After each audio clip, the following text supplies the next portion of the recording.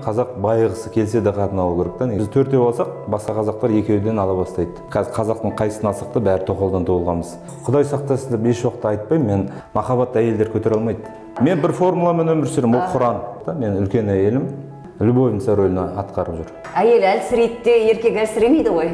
Сіз әйелсіз ғой. Сіз еркекпен еш уақытта өз-өзіңізді салыстырмаңыз. Сол үшін бәлкім. Ол уже тестостерон ғой, біздің басымызды жұмыс еткізеді. Негізі екінші, үшінші әйел қылып бергім келеді қыздарымды. Жаңағы голубой мен лесбиянка қайдан шықты? Жоқ, Абай менікі. Өз қанша әйелмен өмір сүрді қазақ. Абай.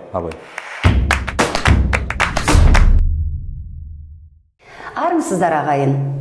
Адырна ұлттық порталында керек кісі жобасының келесі саны және бізде қонақта 8 ғырлы бір сырлы жігіт қазақтың санын көбейтем деп армандап жүрген Әмір Мәуленов. Сәлеметсіз. Сәлеметсіз, қош келдіңіз. Сізді бүгін біздің студиямызда көргеніме өте қуаныштымын. Енді әбден сіздің Инстаграм парақшаңызды, Фейсбуктегі парақшаңызды және де басқа сайттарға, бағдарламаларға берген сұхбаттарды зерттеп, сізді бүгін қонаққа шақыруды жөн көрдім. Өйткені шын мәнінде сіз сияқты батыл еркектер аз сияқты біздің енді Қазақстанда тоқал тақырыбы өте қазір қатты қызықтырады кейбір адамдарды. Одан кейін жаңағы енді біз былай айтамыз, қыздардың саны Қазақстанда көбірек, жігіттер аз. Сол үшін қазақтың санын көбейтеміз деп жүрген жігіттер де аз емес, бірақ сіз сияқты ол туралы ашық айтпайды. Осыдан бастасақ, өйткені мен ойлаймын, бұл өте бір сіздің өзіңіздің өміріңізде, тәжірибеңізде, биографияңызда бұл бір үлкен бір жаңағы плюс, мен үшін плюс. Ашық айтасыз, 2 әйеліңіз бар, иә? Одан кейін тағы да 3-ші жұбайыңызды алуға қарсы емессіз, енді бәлкім ол қалжың шығар, бірақ мен шынын айтсам, атын атамай қояйын, бір үлкен ағамыз, ол кісіде өзім мен білгенім, ол кісіде сол уақытта 2 жұбайы болатын. Сол кезде мен ол кісіге енді өнер адамы, көрермендер біліп отырған шығар кім туралы айтып отқанымды, сол кезде айтатынмын, ағатай, өзі қалай 2 әйелмен тұру десем, ой, басқа саңласын дейді. Сол сияқты қалай өзі? Жаңа сіз 3-ші әйел туралы қалжың шығар деп айтып қалдыңыз ғой. Негізі менің айтып жүрген сөздерім ешқайсысында қалжың жоқ. Мен шындықты айтамын негізінде. 2 әйелім бар. Оны жаңа Жылқышыбайдың сұхбатында айттық ең бірінші. Одан кейін Инстаграмда. Жалпы ең басты мақсат қазақтың санын көбейту.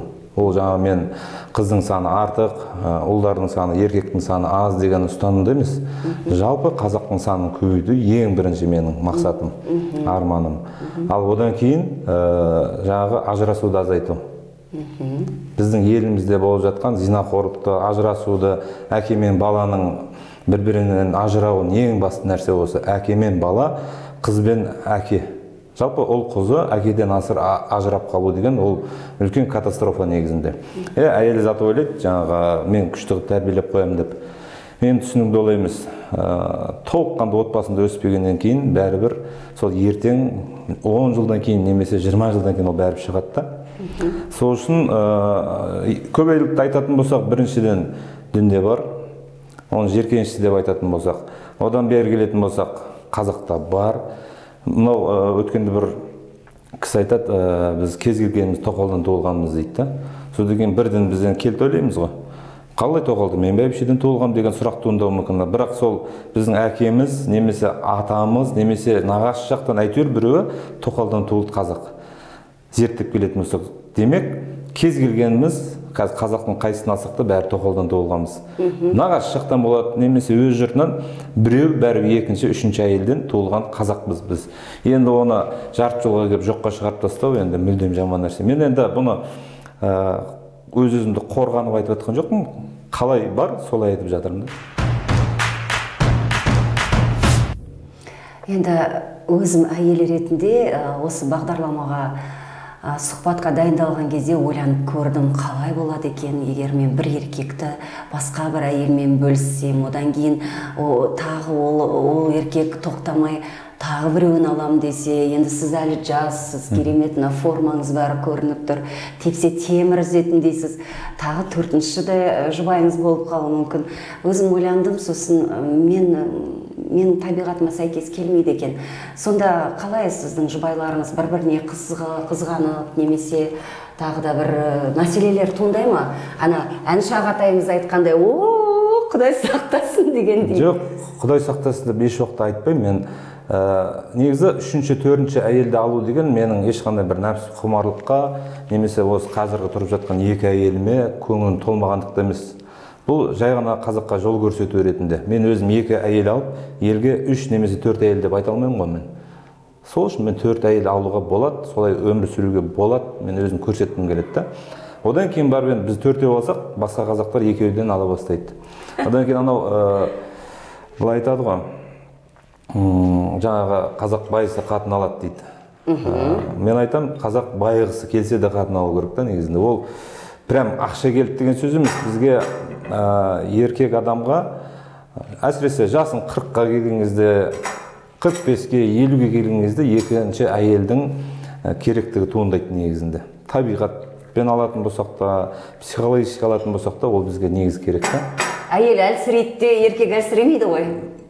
Енді медицинаға келетін болсақ, әйелдік циклы қанша? 45 жаста бітеді ғой. Ал еркек 70-ке дейін ол бәрі еркек болып жүре алады. Ал қайда болды? Сонда получается, жаңа бір әйелді 45 жасқа келген кезде бәлкім құрдас үйленген шығар, екеуі жасты шығар. Жас келгеннен кейін сонда 20-25 жыл сол әйелге бұл өзін сындыру керек па? А сындырған еркек тағы да ертең ол ақша таба алмайды. Ол батыр бола алмайды.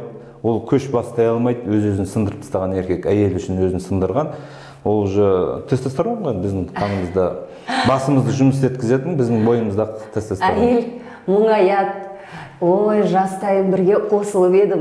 Енді жаңаға сіз айтқандай, сіздің сөзіңізбен айтсам, цикл келді, менен басқа жасырақ әйел алды деп, оған бір қаяу мұң түсірем деп жүрегіне ойламайсыз ба? Басында солай ойлайды әйелдер. Менен ең бірінші, жаңағы мен Құдай қаласа бір кітап жазып шықтым, екі әйел тақырыбы, көп әйел тақырыбында. Оған атын да қойып қойдық. Қиын болды, әрине, ол да бір батырлық болыпты ма деп көп адам түсінбейді. Көп әйелділік бұл батырлық деп қойдық кітаптың атын. Енді ол да бір айқай шу туындатқызады, сондай енді. Бірақ екінші кітап бар, оған да уже дайындалып жатырмын да мен. Оның тақырыбы көп әйелділіктің 100 артықшылық, бір кемшілігі деген. Бір кемшілігі қандай екен? Енді оны айтсам сіздер кітапты алмай қойсыздар ғой. Жарайды онда. Көп әйелдіктің 100 артықшылығы бар, ол тек қана еркекке де ғана емес, ол әйелге де керек ол. Солай ма? Мен еркек емес, жалпы отбасы, әйелге де, еркекке де есептесек, сол 100 артықшылық бар екен. Мен соны есептедім осы 10 жыл. 100 артықшылығы. Бір ғана кемшілік бар. Шайдан алып отырыңыз. Жаңағы сіз менің сұрағыма жауап бермедіңіз. Нақты жауап күтіп отырмын. Нақты жауап. Қайтадан қойып жүріңіз, қай сұраққа?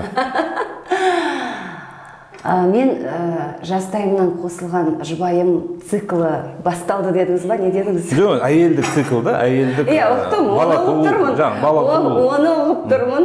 Мен өзім әйел болғандықтан оның барлығын сіз тіпті бір ғана сөз айтқаннан жаңаға сөздің астарын ұғып отырмын. Ойлаймын, біздің көрермендер де ұғып отыр. Одан кейін енді ол әйел мұңаяды ғой. Мен жас кезімде керек едім деп.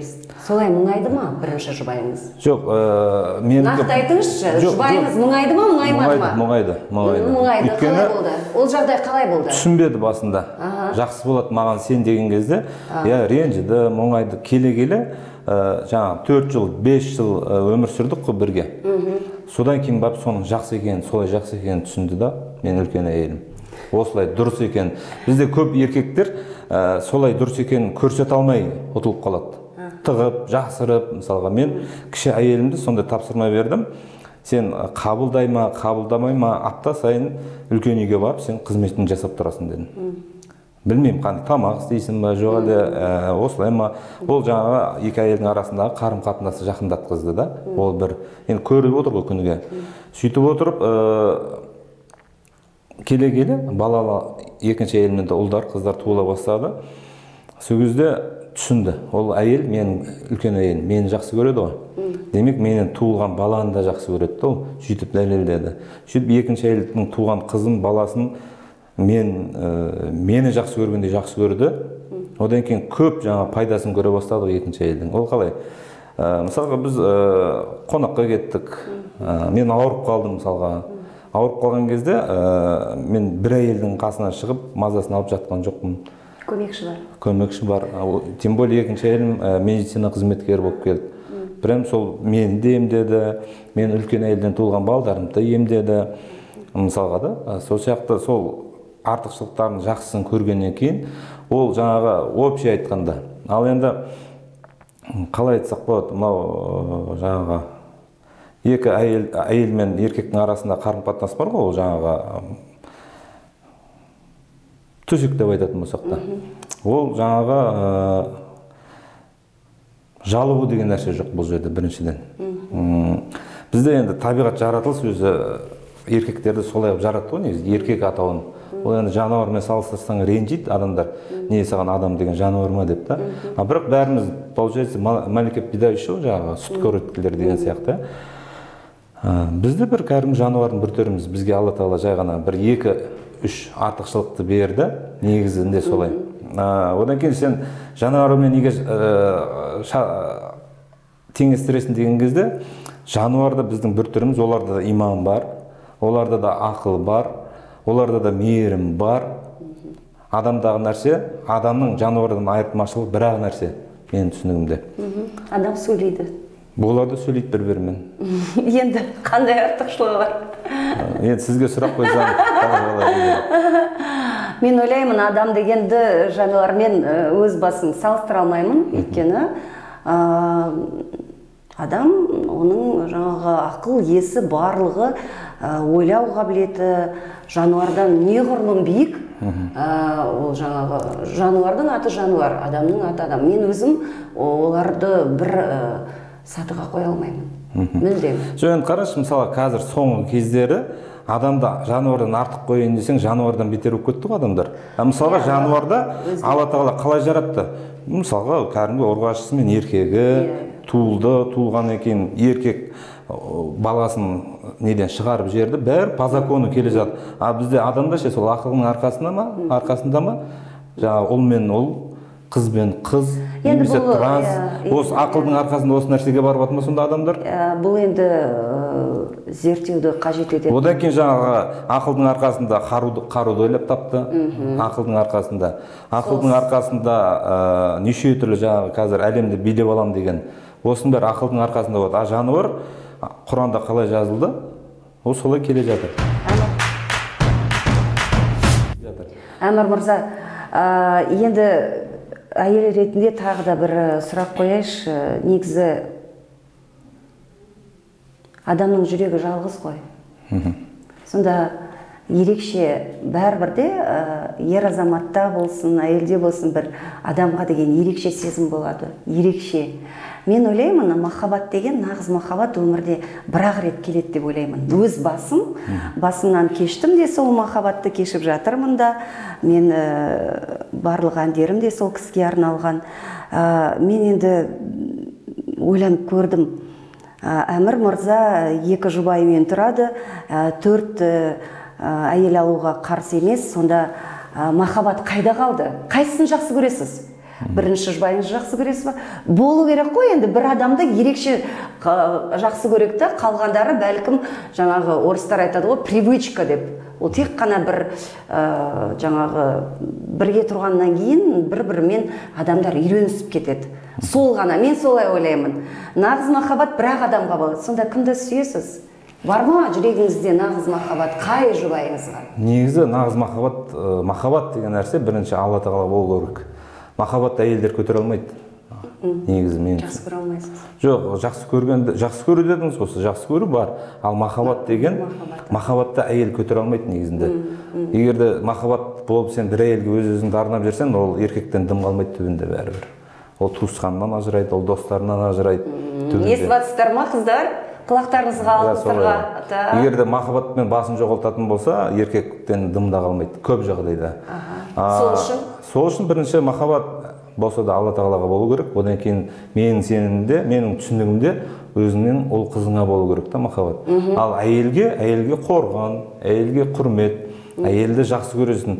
Әрқайсысы жақсы көру деп айтатын болсақ, жақсы көру деген нәрсе ол басқа. Ол басқа.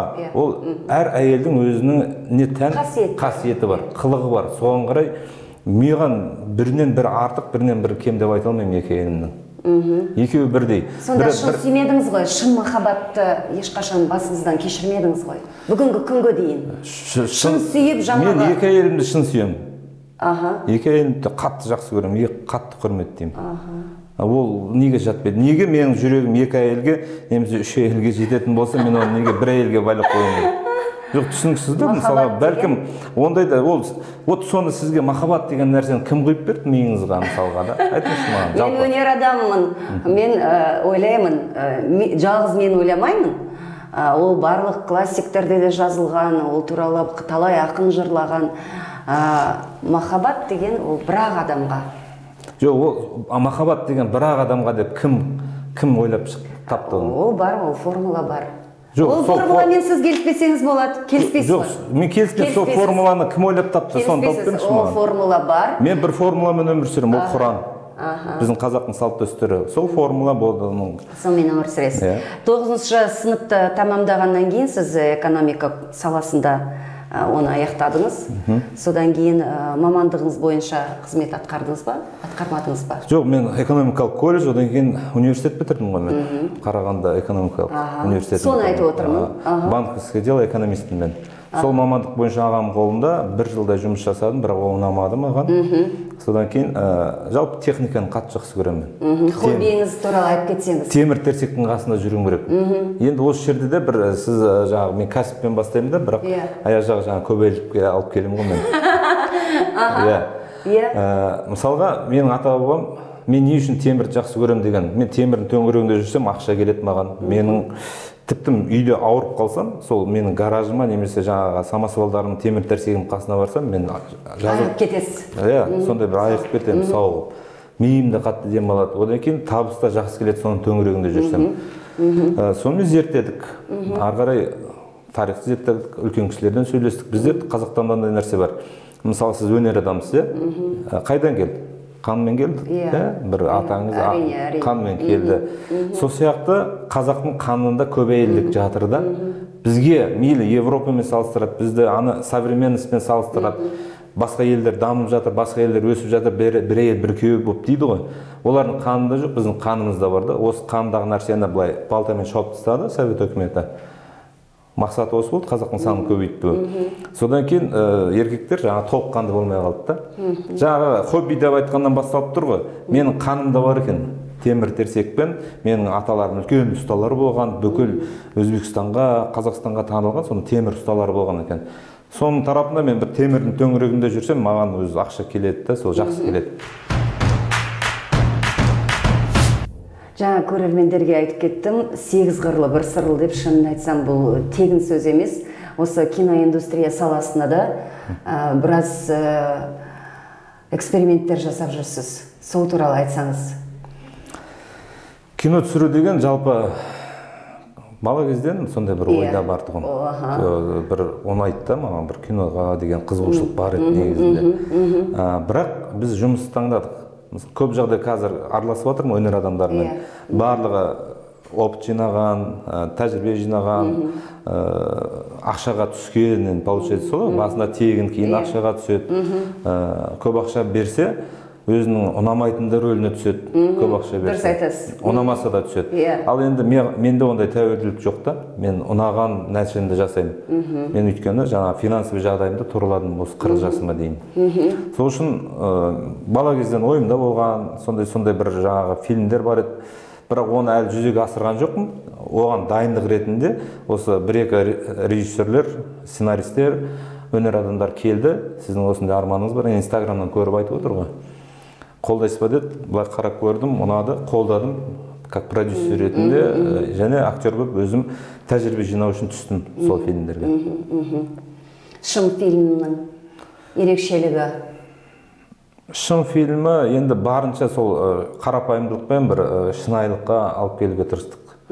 Қатты бір краска дейді ғой, краска беруге тырысқан жоқпыз. Қарапайым, қалай солай түсірдік шын фильмі. Енді криминальный драма ғой.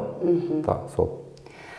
Біздің Адырна ұлттық порталының керек кісі жобасының бір сұрағы бар.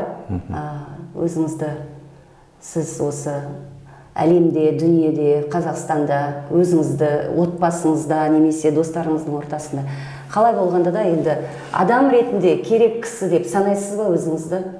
Әрине санаймын. Осы мен керекпін деген жаңағы қалай айтсам болады, сондай бір сезім шығар осы нәрсеге басты тіретін. Әйтпесе жаңағы көбейділікті де, немесе жаңағы даму, мен бизнес туралы да, кәсіп туралы да айтам. Әйтпесе оның бәрі керек емес деп санасам, мен айтпас едім ғой, жаңағы өзім жағдайым жасап жата беретін. Менде сондай сезім бар, керек деген дұрыс қойдыңыз, керекпін деп санаймын ортаға. Таңертең оянғанда қандай көңіл күйде оянасыз? Жаңа Құран туралы айтып жатсыз. Енді мен ойлаймын, әр адамның жүрегінде иман бар. Және де таңертең тұрған кезде әр адам өзі әртүрлі сезіммен тұрады, Қандай сезіммен оянасыз таңертең? Бірінші, кешіріңізші, бірінші жұбайыңыздың жанында жатқан кезде басқа сезімде, екінші жұбайыңыздың жанында жатқанда басқа сезімде оянасыз ба? Әлде әр уақытта бір сезімде?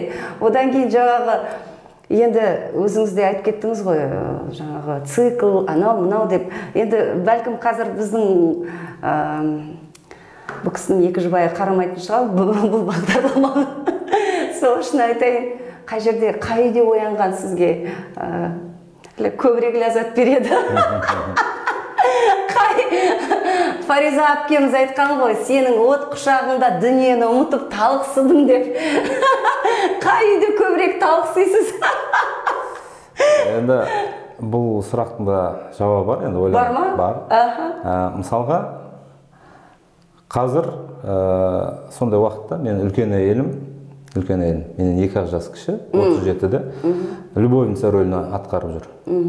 Өйткені кіші әйелім бала туып жатыр да. Сонда осындай көп қой жаңағы артықшылық, кемшілік деген нәрсе. Басында ренжіді ғой, кіші әйел алған кезде мені кетіп қалады деп. Сіз енді бұл жерде бизнесте кетіп жатыр, бұл жерде жаңағы жеке өмірде көбейлікті. Мен айттым ғой сіз туралы. 8 қырлы бір сырлы сіздің барлық қырыңызды ашуға тырысып жатырмын. Таңертең оянған кезде бір тақырыпты бірінші бітіріп алайық, содан кейін екінші тақырыпқа өтейік. Әйтпесе жоқ, мен сізді солай жаңағы кішкене кішкене сізді қинағым келіп отыр. Жоқ, қиналатын нәрсе емес. Таңертең оянғанда. Жоқ, айттым ғой, бір уақытта бір әйелге мен түгелдей көңілімді немесе жүрегімді беріп қоймаймын. Содан кетеді әділдік деген нәрседе. Құпия адамсыз ғой. Жабық адамсыз. Жоқ, жабық деп айтуға болмайды. Айтып тұрмын ғой, мысалға әр кезде әртүрлі. Бізге қалай айтсақ болады, мысалы еркектерге қазір мынандай современностьті жақсы көреді ғой. Мақалдар бар, прям цитатаға қойып қояды, неше түрлі, инстаграмда, аваларына, неше түрлі. Чтобы угодить современный мужчине, дейді, нужно быть, білесіз, ары қарай, в гостях королевы, на кухне, там, поваром, постель проститутка, дейді.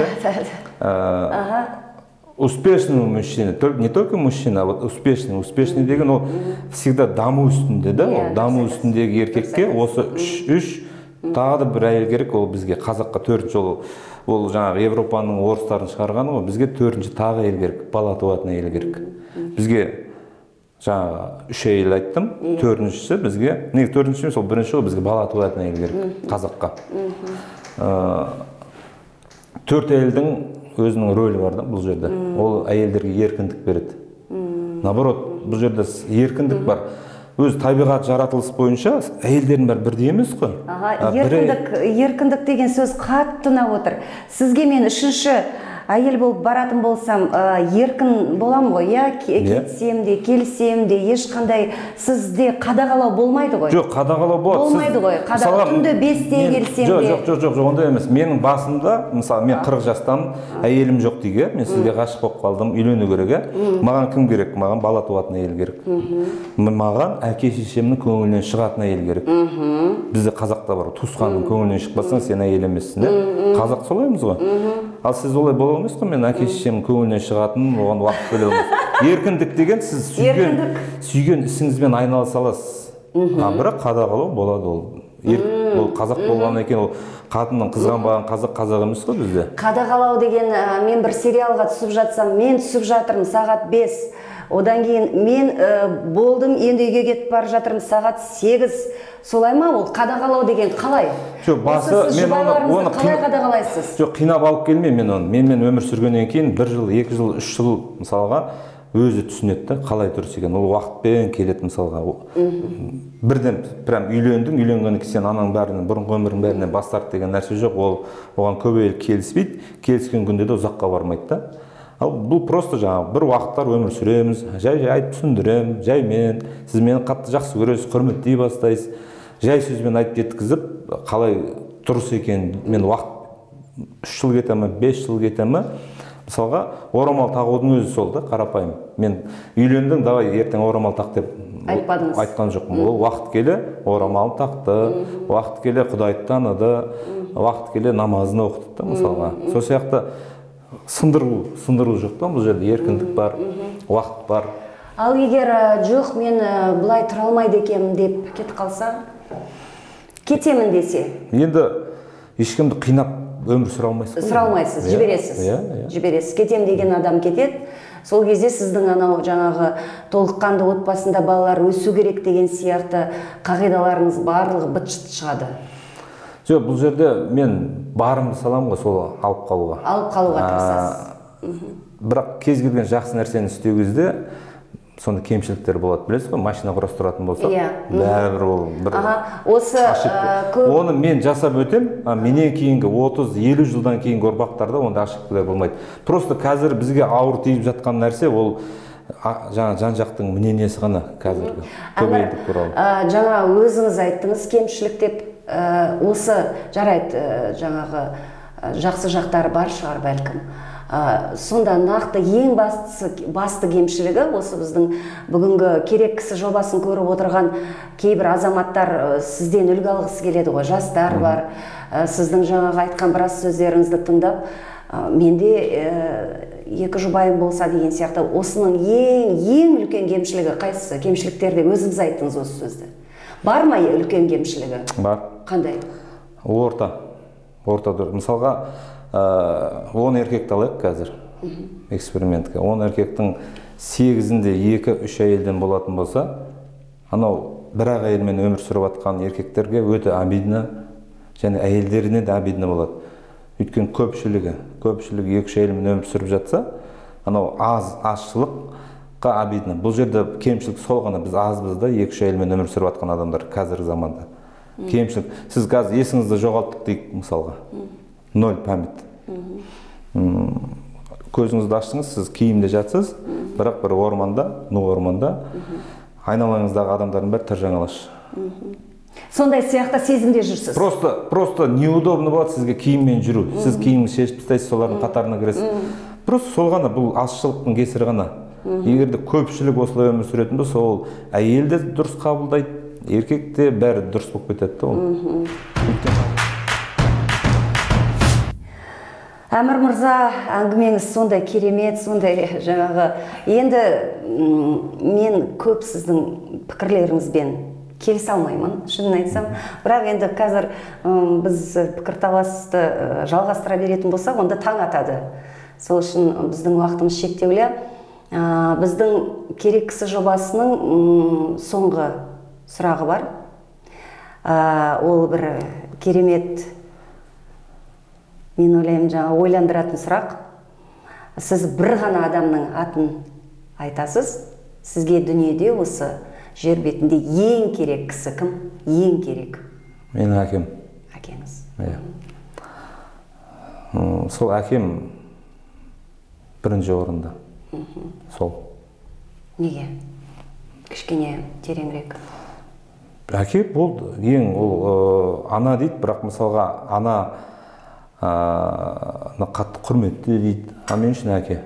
Әке бірінші орында. Әкеңіз, кешіріңіз енді, әкеңіз негізі тоқал алған? Жоқ, мен әкем ерте өмірден озып кеткен. Неше жаста? Ертерек, мен ол кезде 11-12 жаста тұғым. Біз үлкен ағаларымыздың тәрбиесімен өстік.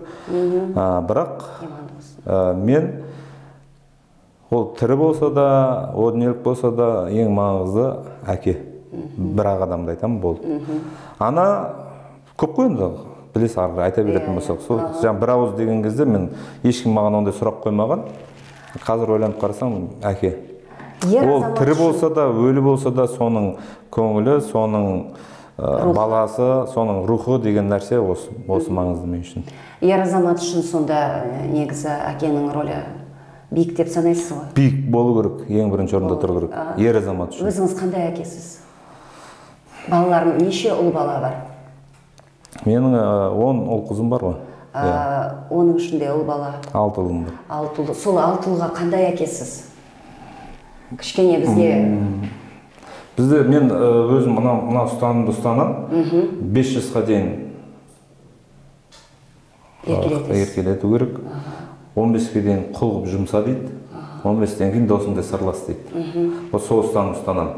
Бірақ енді сәл бір минусы бар, мен өзім қателік жіберіп қойдым, жұмыс істеп жүріп, ел деп жүріп, анау деп, мынау деп жүріп, сәл еңбекке жаңа құл қылып жұмсай алмай қалдым балаларымда. Сол жерден енді соның қателігін жуып шаятын шығармыз, Құдай басқа жағынан. Бірақ енді қазір уже 15-тен асып қалып, мен үлкеннен.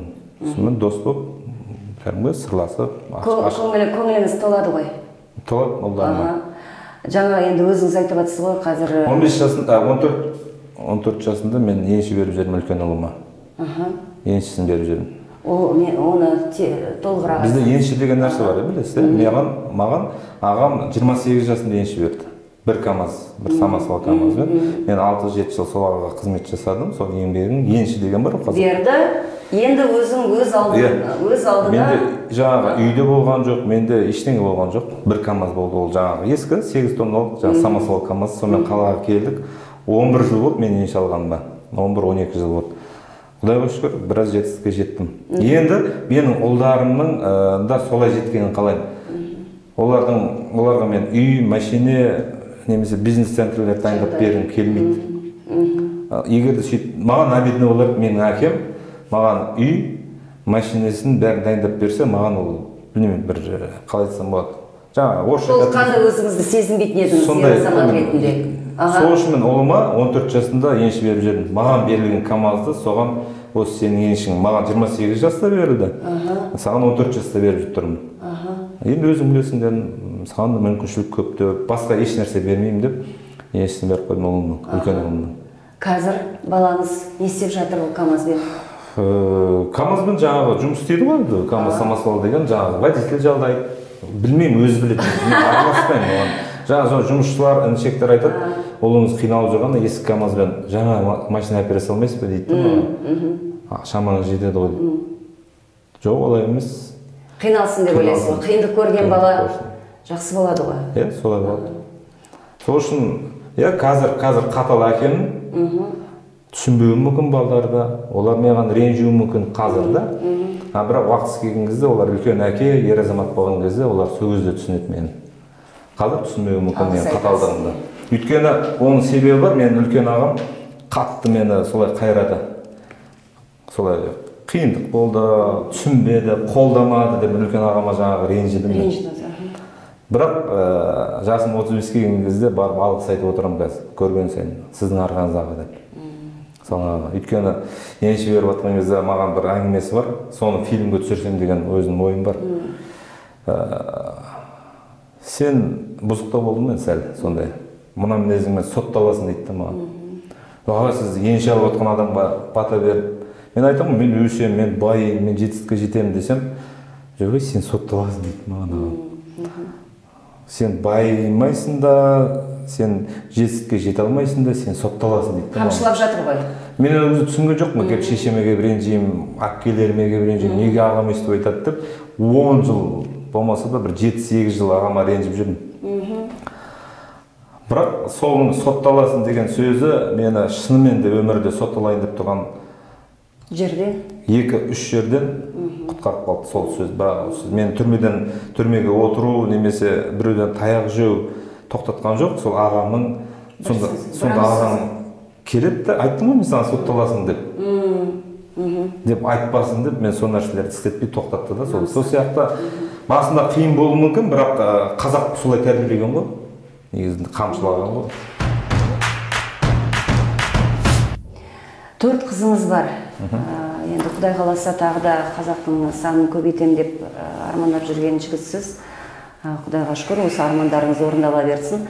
Сол қыздарыңыз тоқал болса, 4-ші, 3-ші әйел болса, қарсылық жоқ қой? Қарсылық жоқ, мен қайта негізі 2-ші, 3-ші әйел бергім келеді қыздарымды.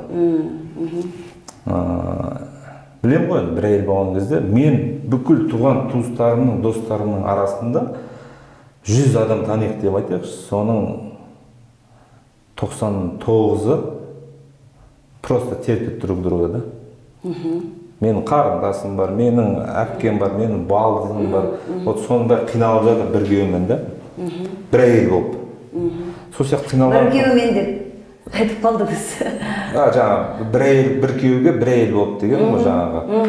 Сол сияқты қыздарымды мінез құлқына қарай қазір мамалармен қосып, шешелермен қосып біз қараймыз, мына қыз бәйбіше болатын қыз сияқты мінезі, ұстанымы, мына қыз 2-ші әйелге дұрыс екен деп мен абсурдтай деп отыра беремін. Ол маған мүлдем, одан кейін ол қыздарда, ол ұлдарда 100% қабылдайды. Өйткені көріп отыр ғой солай дұрыс екен. Мені әйелдерім, мысалы менің ол кісілер, ұлдарымның, қыздарымның анасы қалай шығарып салады, қалай күтіп алады, бәрі көріп отыр да. Мысалға, ұяда не көрсең, ұшқанда соны ілесің. Артықшылық қалай? Бір әйелімнің қасында бір күн, бір түн болдым дейік. Таңертең кеттім, келесі түн басқа әйелдің жақта боламын, басқа ада. Сонда о жақтан таңертең кеттім, получается 2 сутки кетеді. 2 сутки көрмегеннен кейін сағыныш болады бізде. Біз кемшілікті көрмейміз, өз бір-ақ күн көресің, 2-3 күнде. Мен оның кемшілігін көрмеймін, ренжітпеуге тұрсам, ол да тура солай да. Вот соны көріп отқан, ол да қыз да ертең оны жаңа дикаға қабылдамайды да, жабайы қылып. Ол бізде біз солай көрсетуіміз керек біз соны. Рахат өмір демейсіз ба, қадірлі көрермендер? Ол әйелге де рахат.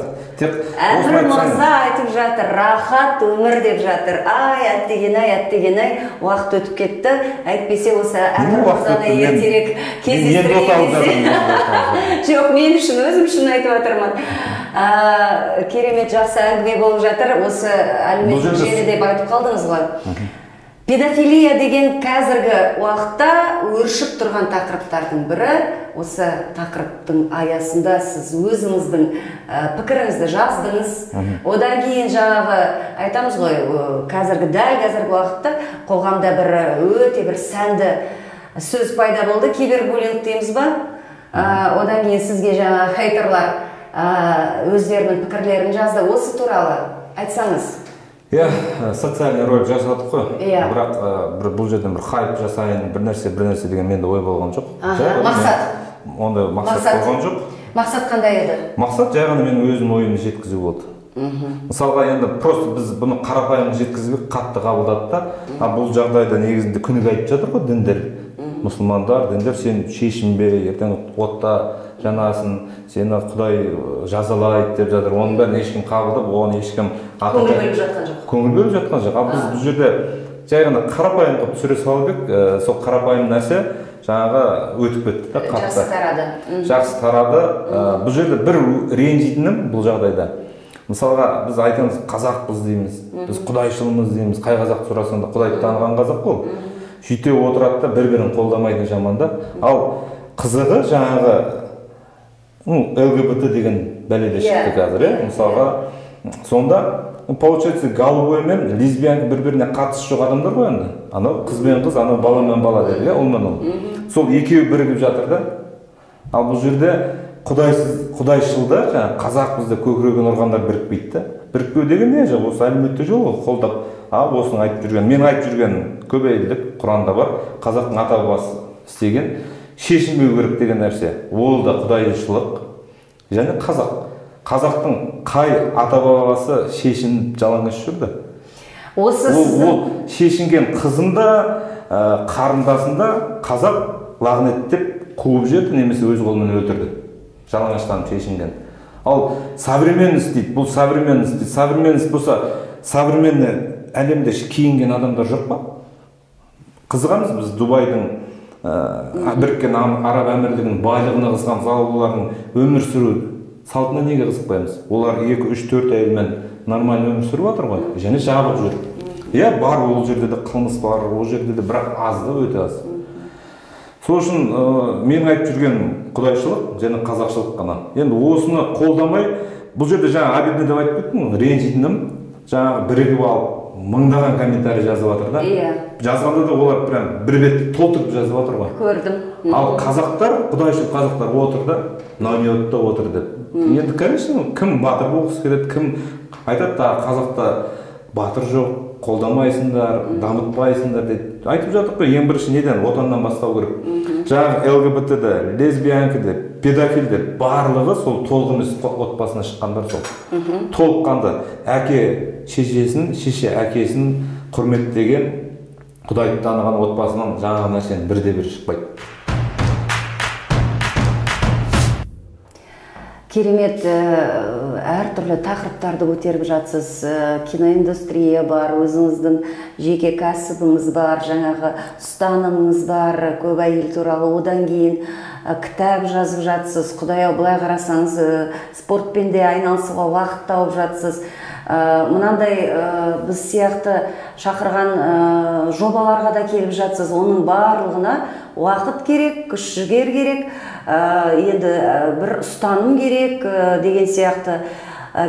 Болашақта парламентке барып, мінбеден жаңағы осы өзіңіз айналысып жатқан жобаларыңызды, мәселелерді, біздің мемлекетіміздегі көп әйелдік болсын, педофилия, енді көп қоғамды алаңдататын сұрақтар да, мәселелер де өте көп.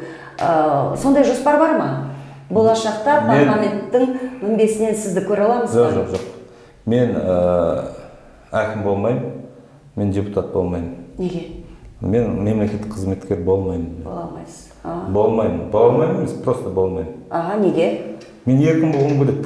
Еркіндік. Еркін. Өйткені ол жерге барғаннан кейін енді бағынуға тура келеді. 10 адам басқа пікірде тұр, сен жалғыз немесе біреу екеу болып тұра алмайсың.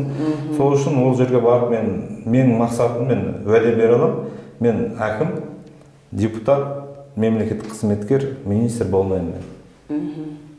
Аманшылық болса, тірі болып жатсам, осылар болмаймын. Болашақтағы енді ұқтық, енді 3-ші, 4-ші әйел деген жоспар бар екен. Тағы қандай өзіңізге қойған, айтамыз ғой, жаңағы бір алға қойылған енді мақсаттар көп әрине, бірақ бір арман деген болады ғой, адамның арманы. Енді сізге қарасам, сіз мотивация да бере аласыз, жігерлендіре де аласыз. Енді көп нәрсе қолыңыздан келеді екен. Өзім осындай сияқты ер азаматты көріп, шынында да мақтанып, қуанып отырмын осындай. Бірақ қарсысыз. Қазақтар көбейсін деп. Ұстанымдарына. Енді ол ұстанымдарға қарсы емес, мен әйел ретінде. Мен не үшін қарсы отырғаныңызды білемін, сіз оқырмандарыңыздан қорқып қарсы отырсыз. Жоқ, олай емес. Соларды жоғалтып аламын деп қорқып. Жоқ, олай емес. Мен енді тағы да айта кетейін. Мен өзім өз басымды алатын болсам, мен түсінбеймін. Мен бір адамды сүйем, бірақ екінші адамға жүрегім жар бермейді. Сіз әйелсіз ғой. Сіз еркекпен еш уақытта өз-өзіңізді салыстырмаңыз. Сол үшін бәлкім. Өйткені әйелдің табиғаты ерекше. Мүлдем келмейді. Ерекше. Еркек те ерекше. Әйел де ерекше, еркек те екеуі мүлдем бір-біріне ұқсамайды. Анау тағы да айтайын, жаңағы осы ерекше дегеннен келеді да. Жаңағы голубой мен лесбиянка қайдан шықты деген кезде, осы бірін-бірін түсінбегендіктен шықты, әйел мен еркек. Қыз бен қыз бір-бірін түсінді да, типа. сөйтті де екеуі дос болып кетті. Табиғаты Түсінді. жақын. Жоқ, түсінді бір-бірін. Сөйтіп екеуі дос болып кетті. Голубойда сол. Ер азаматтар бір-бірін Түсінді. Олар қалай түсінді? Басында бәлкім көп отказ алған шығар. Ұл балдар, жаңа қыздардан отказ алып. Махаббатта жолдары болмаған шығар. Қыздар еркектерден көп алданды. Көңілі қалды. Көп таяқ жетті, көңілі қалды, сөйтті де екеуі бірігіп кетті, көрдіңіз ба? Сол сияқты түсінбейді бір-бірін. Түсіну үшін Құранда не жазылды? Ол біздің Құран деген инструкция ғой. Кез келген машинаның жаратына телефонның инструкциясы бар ғой. Барлығы машинаның инструкциясы бар. Сол сияқты адамның, жалпы әлемнің, жаратылыстың инструкциясы Құран. Вот сомен өмір сүріп болды. Бәрі шешіледі, проблеманың бәрі. Осы ел мен жерді сақтап қалу үшін бізге ең басты керегі не? Бізге деген ол қазаққа ма, жалпы адамзатқа ма? Қазаққа бірігу керек, бір-бірін қолдау керек. Ол сол Абайдың айтып кеткен, бүкіл қазақтың ғұламаларының айтып кеткен жаңағы міні ғой қазақтың, бірін-бірін қолдамау. Абайды айтып қалдым, жалпы Абай кім сіздің түсінігіңізде? Менде бір сұрақ. Философ. Жоқ, жалпы қазаққа кім ол? Жанашыр. Содан кейін мен ойлаймын, жаңағы ең бірінші номер сыншы. Абайды мен кәдімгі қазақты сойып, сынағанда тобыр деп, надан деп жазған кезде мен жағым ұстаймын. Егер Абай дәл қазіргі уақытта өмір сүрсе, оны кибербуллингпен бір жерге апарып тастайтын беді. Енді Абай кімдікі жалпы сіздің ойыңызша? Қазақтікі? Жоқ, Абай менікі. Әр қазақтікі деп ойлайсыз? Жоқ, сізге де басқаға да қатысы жоқ. Абай менікі. Рас, Абай менікі. Оны қалай түсіндіресіз? Қалай түсіндіргенде, Абайды қазір ғұлама деп жатырмыз, қазақтың данышпаны деп Турцияға, шетелдерге соны дәріптеп жатырмыз, оның кітаптарын оқып жатырмыз, соны зерттеп жатырмыз. Ғұлама ғой, қазақтың көзін ашты деді, сынады деді. Сонда қазақ Абайдың сыны, сөзі, әні жақсы болды да өзі жаман болды ма? Өзі қанша елмен өмір сүрді қазақ? Абай. Бір 4 әйел болған шығар? Сонда айтып, қазақ Абайдың сөзі, дұрыс айтасыз. жаңа талқылауы, сының бәрі дұрыс болды да өмір сүрген дұрыс болмады? Бәрін қабылдаймыз. Сонда 3-4 әйелмен өмір сүрген дұрыс емес пе онда? Надан ба? Соны да қабылдау керек деп ойлайсыз ғой? Әрине, Абайды қабылдадық, онда ілмеңдер ана жерге айтып қоймаңыздар қазақ Абайды. Қабылдасаңыздар, онда Абайдың жаңағы өмір сүрген салтын да қабылдаңыз деп тұрсыз. Енді ол солай өмір сүргеннен кейін дана болды, солай өмір сүргеннен кейін ақылды болды ғой. Әйтпесе олай болмас еді. Абай бір ғана әйелмен өмір сүрсе, соншама еңбек қалдырмас еді деп ойлайсыз? Ондай болмас еді. Абай сонымен ол әйелді зерттеді, ол ұлды, қызды, қазақты зерттеді. Сол кеңдігінің, өзінің кең ойлайтынның арқасында, еркін болғанның арқасында сол Абай болды. Ашылды деп ойлайсыз табиғат. Бізде жаңа қазір деп былай болып отыр да, қазақ ренжулі ғой қазір, бүкіл ел ренжулі, бізде батыр жоқ дейді, бізде шындықты айтатын адам жоқ дейді, оның бәрі өтірік. Негізінде батыр да бар, сынды айтып жатқан адам да бар да, просто бізде қолдау жоқ, одан кейін бірігу жоқ, сену жоқ. Осы нәрселерді істеп жүрмін. Неге? Жұрт ойлайды, әсіресе жаңағы ақшасы бар адамдар ойлайды. Мен ұлыма жаңағыдай, қызыма үй, машине, немесе осындай нәрселерді алып берсем, жағдай жасап берсем, бәрі керемет болады деп ойлайды. Немесе қызымды хиджаб кигізіп, қызымды орандырып, дұрыс тәрбиелесем, бәрі күшті болады деп ойлайды. Олай емес. Ол ортаға жұмыс істемесе, ол қыз, ол ертең кіммен оқиды, кіммен дос болады, кіммен жұмыс жасасады, сол ортаның да жақсы болуына жұмыс істеу керек та. Өйткені мен де қызымды орап, ұлымды жаңағыдай мықты арақ ішпейтін, темекі шекпейтін, намаз оқитын қылып тәрбиелеуім мүмкін, ертең ортасы бәрі олар көпшілік қой, бұзып алады да. Сол үшін сәл ортаға да жұмыс істеу керек. Менің жасап жүрген, менің өзімнің қарақан басым және өзімнің ұл қыздарымның болашағы. Әмір мырза, қыздарыңыз хиджаб кимейді ғой? Жоқ, кимейді. Мен хиджабқа, сақал қоюға қарсы емеспін. Олай да жасай берсін. Қарсысың дегеннің өзі қиын да, мысалы, өйткені олардың өзінің ұстанымы бар. Оған қадалмаймын. Менің ұстанымда қазақ Құдайды қалай таныды қазақ. Солай таныса болды. Тағы да мен инстаграмда айтамын, жаңағы кітаптарда айтамын, осы қосайын, қазаққа арабтың діні керегі жоқ, қазаққа қазақтың құдайы керек, қазақтың өзінің ешкімнен кем ұстанған жоқ қазақ дінді. Орамал тақты, қызыл орамал тақты, ақты ақ жауапты жаңағы келін болғандар тақты. Одан кейін шешіну деген нәрсеге мен бір енді өте қарсы болып тұрмын ғой. Оны айтпай жүре беруге де болады. Жаңағы жалаңаштанып шешіну деген нәрсе кешегі роликтің салдары. Кеше 90-шы жылға дейін орыс ешкімнен топас болған жоқ қой, орыс. Орыстың қыз-келіншектерінің өзі қазір сіздің киіміңіз сияқты киім, омырауы жабық, тізеден төмен көйлек киді. Сонда 90-шы жылдағы орыс топас болды ма?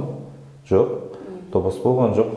Мынау жаңағы дінсіздің жаңағы алып келген, дінсіздердің алып келген нәрсесі болып тұр. Біздің қазақтың қыздары инстаграмда азынан кешке дейін тыржаңалаш болып шешініп жатыр. 17-ге 16-ға толған қыздар инстаграмда вообще катастрофа бұл қазақ үшін. Мысалы 16 жастағы қыз жігітпен бір төсекте жатыр, тыржаңалаш болып, соны тикток қылып салып жатыр. А соған қарсы шығып жатқан қазақ жоқ та, құдайшыл. Қазір мен бұлай шешінбеңдер, как мұсылман ретінде, как қазақ ретінде мен өзімнің құқығым ғой, солай сұрауға шешінбеңдер іште. Сол сияқты енді қазақ сұранбаймын ба аналарға, сендер де бұлай жасамаңдар деп. Мен қарсы шығып едім, олар бірігіп алып атака жасап жатыр да. Ал енді біздің қазақ, құдайшыл қазақ отыр. Үндемей отыр мысалға. Оның ішінде жаңағы діншіл де бар, қазақшылы да бар. Қарның ашады енді.